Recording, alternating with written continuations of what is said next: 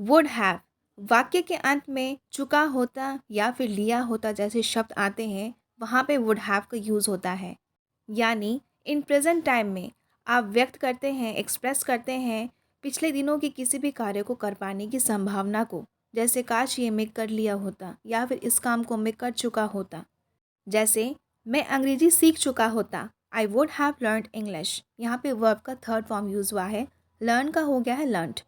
मैं वहाँ जा चुका होता, I would have gone there. मैं उसके साथ वहाँ जा चुका होता, I would have gone there with him.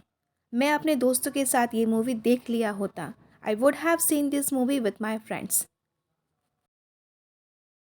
Could have इसका अर्थ है कोई भी काम को कर सकता था लेकिन एक्स वाई जेड किसी रीज़न से नहीं कर पाया। जैसे वो कल आपको फ़ोन कर सकता था, he could have called you yesterday. मैं उनके साथ खेल सकता था, I could have played with them. मैं एक इंजीनियर बन सकता था, I could have become an engineer.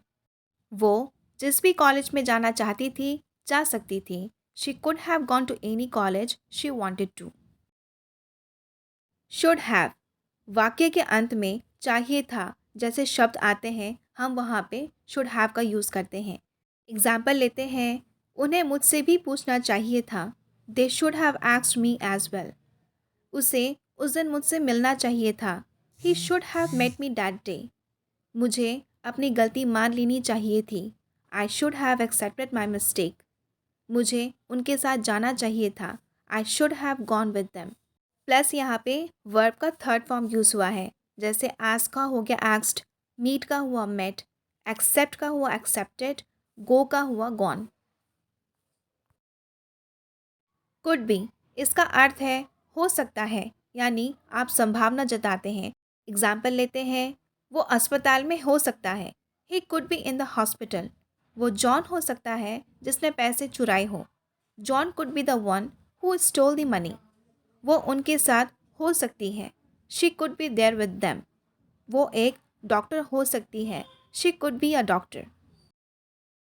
Should be इसका अर्थ है होना चाहिए। एग्जाम्पल लेते हैं, Rahul should be at home by 2 PM।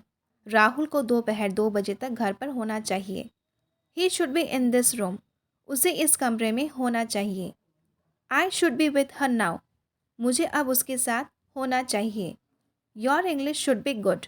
तुम्हारी अंग्रेज़ी अच्छी होनी चाहिए। कुड हैव बिन इसका अर्थ है कोई भी काम या फिर किसी भी काम को किया जा सकता था लेकिन एक्स वाई जेड किसी रीज़न से नहीं हो सका था। जैसे I could have been sent to hostel. मुझे हॉस्टल भेजा जा सकता था। यहाँ पे वर्ब का थर्ड फॉर्म हुआ है, सेंड का हुआ है sent. We could have been told about this. हमें इस बारे में बताया जा सकता था। We could have been informed. हमें सूचित किया जा सकता था। I could have been asked about this. मुझे इस बारे में पूछा जा सकता था। शुड हैव बिन इसका अर्थ है होना चाहिए था। जैसे उसे हमारे साथ होना चाहिए था, he should have been here with us. Riya को 10 बजे जिम में होना चाहिए था। Riya should have been in gym at 10 o'clock। तुम्हें तो पुलिस वाला होना चाहिए था, you should have been a police man. उसे तो घर पर होना चाहिए था, he should have been at home.